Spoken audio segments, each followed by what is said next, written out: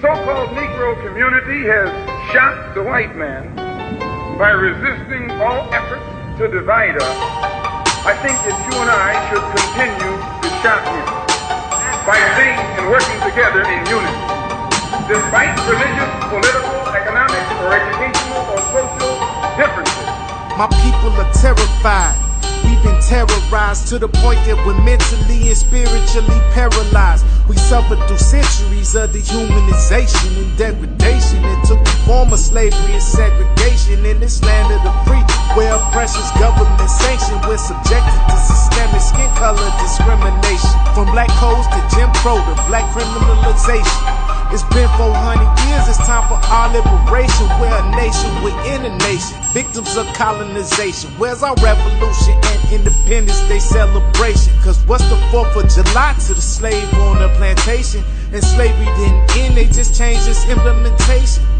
Just check the 13th Amendment, then you'll see why so many black males end up as guilty defendants. The system isn't broken, it's working as it's intended.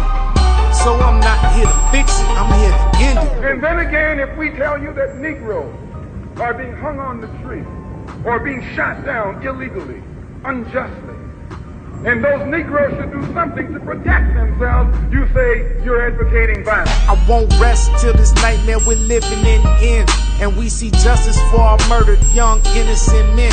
If black lives really matter, black people need the proof.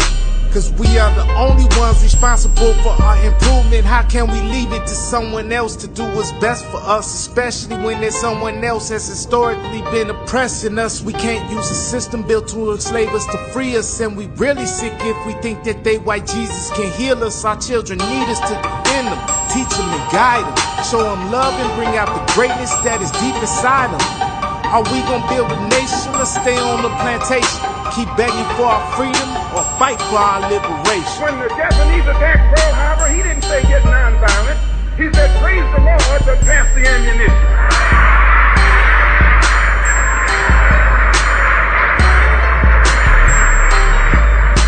We must be willing to die together, or we'll definitely die separately. We desperately need unity if liberation is our destiny. If we don't know our history, then we doomed to repeat it. White supremacy is the enemy, but together we can defeat it. They stole us from the motherland, sold us into slavery, forced us to work for them. They got the nerve to call us lazy. In this caste system, we're outcasts, still treated as second class. But I can feel it in the air, revolutions in the forecast. We came for greatness, but they don't want us to know. So they hid our history to keep us under control. All it takes is to take a stand. The enemy's not invincible, but we must come together as one nation indivisible. 20 million black people don't even know their own language. Why? Because he took it away from them. 20 million black people who don't even know the history of their ancestors. Why? Because he took it away from them. And if you're trying to tell them how thoroughly and completely they've been robbed, he says you're teaching hate.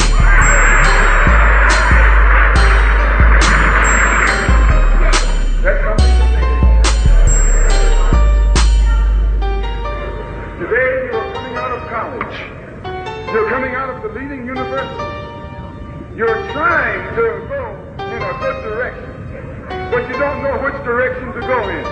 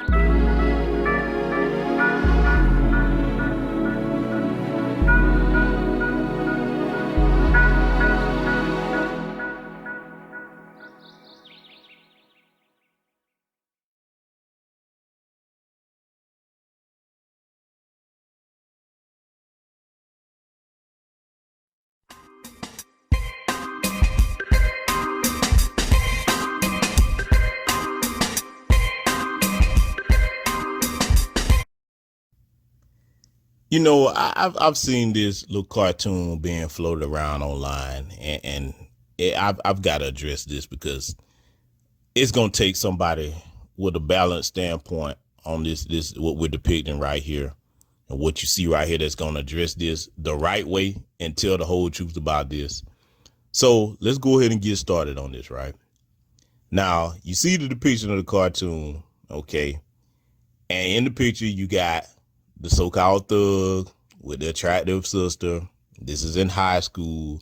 Then you got the little nerdy black dude over here with a bunch of books. And in the first caption, you see, "Don't worry, baby, he's just a nerd." You know, implying that she's not interested in the nerd. Okay, then you see the little nerd over here at the top talking about why do they always pick thugs. Then you drop down and you see years later and the same chick, "Hey, baby, remember me?" Now she's sitting up here pregnant by probably that bum ass thug who ain't in the picture. And he's successful now. And you see him over there with a bunch of money in his hand, little suit on, beat it chick. And then she replies, "Why can't I find a good man?" Let's cover this from the A row to the zero. Okay. Yes, there are situations where if you start out in high school and you socially awkward, that you will not be attractive to a lot of the younger women or younger females in your peer group because you're children. Okay. Let's tell the whole truth. A lot of the younger females in high school are trying to date older men. A lot of them not even in high school. That's a whole nother conversation for another day. But let's deal with this whole image here of the socially awkward nerd in high school. First of all, if this applies to you and you're a young black man in high school and you're the socially awkward, intelligent young brother, first thing I'm going to tell you is you don't change who you are for nobody regarding your intelligence. Intelligence is how you acquire everything else in life that it takes to put you in an empowered position where you can control more of your destiny in this world than not. So don't ever let nobody shame you for being intelligent. However, what you can change and what you should change, you can change your social skills. You can change being socially awkward. And I'm not going to tell you to do anything stupid or try to do anything to impress somebody that could get you in trouble with the law or what have you. What I'm talking about is you can work on your communication skills. You can work on your confidence. Hopefully, if you have a father in your life, he's going to help you do all of that. That's what a man does before he sends you out into the world. But for those of you that don't have your father in your life, don't know him, or either, you know, you're in a single parent household and it's just you and your mother. Hopefully you have uncles. Okay. And what you need to do is spend time with your uncles, your grandfather, if you're blessed to have one. If you don't have that, try to find responsible, upstanding men in the community and go and learn game from them. Okay.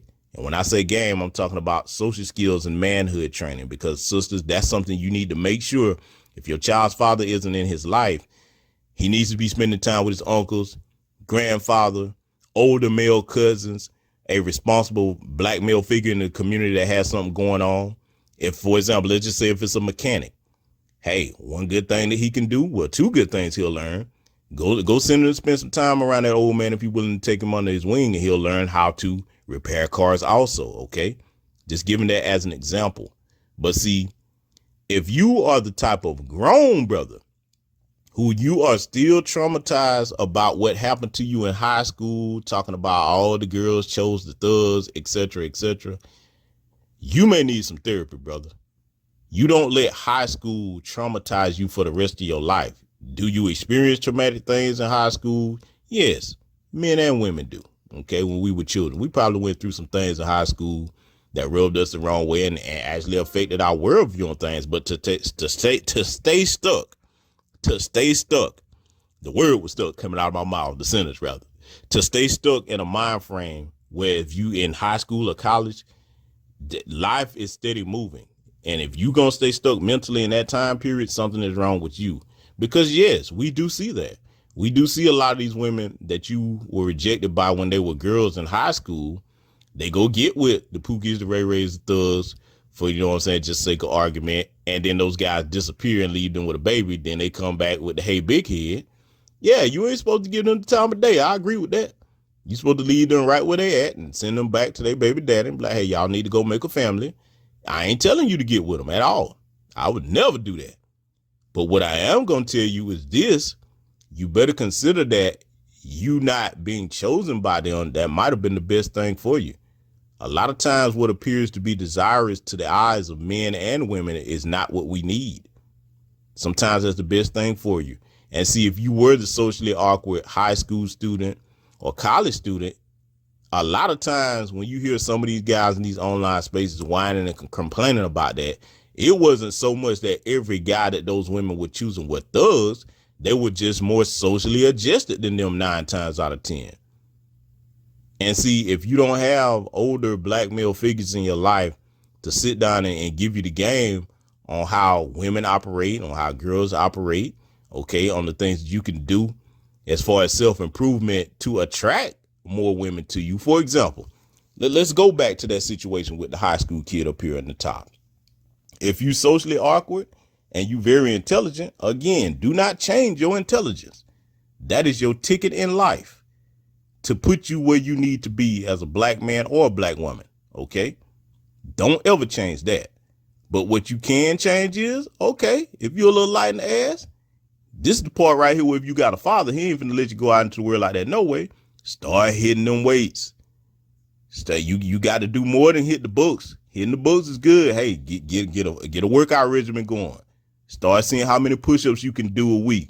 You can increase your physique and your confidence. Okay, because that's one good thing about working out.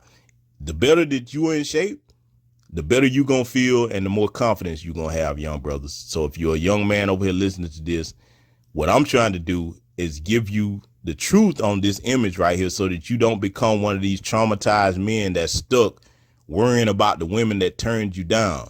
See, I want you to understand something. This can apply to women as well. But if you were rejected or turned down, okay, again, consider that a protection. It might have been the best thing for you. Plus, life goes on. What happened in high school is high school. You are living here now in the present. Embrace where you are in the present and move forward. Whatever goals that you're trying to accomplish in the present, focus on getting that done. You ain't got no business sitting around worrying about who rejected you and who couldn't talk to you in high school. And like I said, yeah, brothers, it's a good feeling when they come running up to you if they rejected you and they trying to get with you now. Hey, deal with them at your own discretion. You can let them know, hey, look, the best position I got for you is temporary amusement, but I ain't trying to deal with you no kind of way. You got every right to tell them that. But to sit around online whining all day about that and, you know, just all you talk about, I'm like, man, look, let me tell y'all something about being successful, young brothers. When you build yourself up to that point as a man and you really living that life, you don't have time to think about those rejections in the past or whatever. You too busy enjoying your life. It's a good feeling. Let me tell you, it's a good feeling. You don't sit back recounting the past. If you do think about it, it's momentary because you have the type of life that you want to live and you focus on living that. Sisters, the same thing apply to you. If you where you want to be in life and you were genuinely happy, you don't really sit around worrying about the past like that. Let me tell both of y'all something, the men and the women listening to this video. Your past experiences, positive and negative, when you reach a certain age, should only serve as education to younger people that have yet to walk down the roads that you've been down. If you can give them some game to avoid going down certain paths to make their lives easier, that's what you do. That's the only thing that's supposed to be for. You're not supposed to stay stuck in a traumatic situation that happened to you in the past, especially if it's something that doesn't cause you physical harm. If it's something that you got your feelings hurt or whatever, and you still holding on to that, I'm telling you, man, that means that chances are people that do that, if it's just something that hurt your feelings, chances are you really not where you need to be in life. Because see, if you were where you wanted to be and you were successful and happy, that would not hold such a weight over you. Unfortunately, what happens to the men and the women that this applies to, they stay stuck there and then they don't put themselves in environments where there are people trying to elevate their lives and achieve what they want to achieve in life so that they can be successful and live the happy life, whatever that may mean for you, that they want. Okay. See, the company that you keep, that determines a lot about who you gonna be. You show me your 5 closest friends and I'll show you exactly what kind of person you are. I damn sure will. You can't be the type of a joker that only hang out with a bunch of clowns and people and thugs or whatever that break the law and tell me that you don't have some of that in you. You can't be the chick that hang out with a whole bunch of hoes and tell me you ain't got some of that in you. People only hang out with people that they have something in common with. That's one thing you better remember. So again, particularly to the young brothers out here that may be in high school or college and you feel like you're not attracting the types of girls that you want right now. First things first, that's your exploratory and learning phase. You're supposed to be acquiring everything that you need to go out here into the world and hold your own setting. So hopefully you can put yourself in a position to not just have a good job, but one day be your own boss. That should be your goal. You in a building phase. Everything that happened to you while you're young, I'm not telling you that it's not going to affect you or that you're not going to feel some type of way about being rejected. What I am telling you is remember that you have a long life ahead of you, God willing, and that's just a small part of it. Okay. Your high school years, your college years, that's just a small part. You are at the beginning of your life.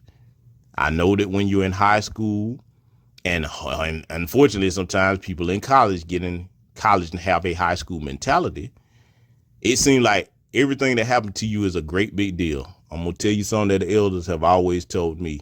Just keep on living. You're going to find out one day that those things that you thought was such a big deal were not. And see, I will tell you something right now. And a young person that comes across this video, if you apply this advice that I'm giving you right here and focus on building yourself into where you're going to want to be into the future, you're going to find that it's a lot easier to deal with those things. See, if you are an intelligent young black man, because that's primarily what this image is dealing with, even though I've spoken to men and women. If you're a young, intelligent black man, this is what I want you to start realizing about your intelligence. Your intelligence is your superpower. And you're supposed to do whatever you can to feed that mind of yours so that it becomes to a point where you have such a repository of knowledge and experience to draw from that anything you choose to do, you can set foot in it and be successful. That's what I want you to start thinking of that of. Yes, if you out here and you're in high school, you're going to see girls that are attractive to you. OK, but that shouldn't be your primary focus. And if you got a father in your life, he's going to tell you that. You in your puppy love phase, man. Don't sit here and let that be your end all be all if a girl is paying you attention or not. Look, I'm going to give you some real game right here. You want to start attracting women? Go ahead and start improving your physique, working on your social skills and your confidence, and don't say nothing to them at all. You know what that's going to end up doing for a lot of you in high school? They're going to be curious about, okay, why is this brother over here? He whooping ass in the classroom. He always got good grades, but he don't really say too much to nobody. What's going on with him? You're going to have more than a handful of girls wanting to see what's going on with you if you stay to yourself, mind your own business, and just do what you need to do. Because, see, you really got something that you could use to your advantage, your intelligence. A lot of times, your peers may be dumb as a box of rocks. I'll tell you something that you should start thinking about, young brothers out here, if you hadn't already. And this generation should be pretty smart to learn to do this. But, hey, you could be somebody's tutor or what have you. And some of these girls out here attracted to these little thugs that y'all be whining and complaining about. Hey, that thug can't do their homework for them or help them do their homework. Charge their ass for that shit. Make them pay for your intelligence and your time. And sooner or later, hey, you just may put yourself in a position where you might end up talking to some of them. Think about it from that aspect, okay?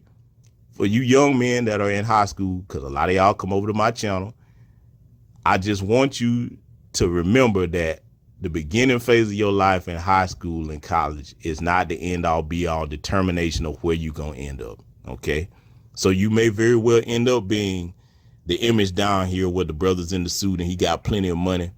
Yes, it's a beautiful feeling to be able to write your own ticket and be your own boss. There's no better feeling in the world, but you're going to work harder than you ever worked if you do reach that standpoint.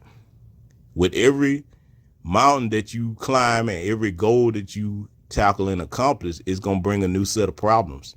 You ain't going to never have a problem-free life. You can have an easier life if you take the right steps to put yourself in a position to get there. You don't end up having kids before you get out of high school or college. You spend your time building yourself up. You're going to get to a point where, as a black man, you can enjoy the fruits of your labor. And then you can pick and choose who you allow to come into your arena. And if they're not with your program, hey, don't get mad. Don't get upset. Just be like, all right, cool. I wish you well. And whatever you choose to do, you just won't be doing it over here. That's how you deal with that. So with that said, I hope y'all got something out of this.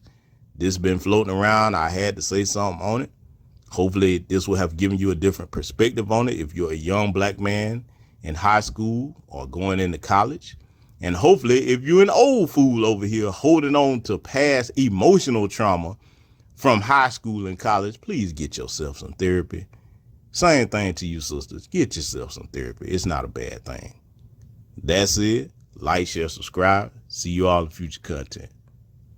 Celebrate the foundational Black American culture of freedom, fighting, and resistance with the first annual Erettusese 5K run. This cultural experience will honor our FBA ancestors and icons while harnessing energy from our past to power our future. There will be security at this event to ensure everyone has a safe and enjoyable experience. Erettusese Run is a cultural event for family and friends. Strollers and wheelchairs are welcome. The in-person event will include a free 1-mile fun walk and will be held on December 17th in Tampa, Florida. Unable to make the live event, you can also participate virtually anywhere from December 17th to December 30th. All registered participants will receive the official Erettusese Run finisher medal, t-shirt, and more, with the ability to upload their race time to the official site. Live event participants will receive the time race scores, professional finisher photo, video, and your name will be announced as you're welcomed across the finish line.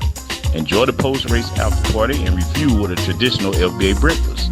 You can also help us settle fun family debates like sugar or salt and grits. Prepare with family workouts and runs and post on social media using the hashtag Erettusese Run. For registered info and sponsorship opportunities, follow us on Facebook, Twitter, Instagram, and TikTok. Click the link in the bio.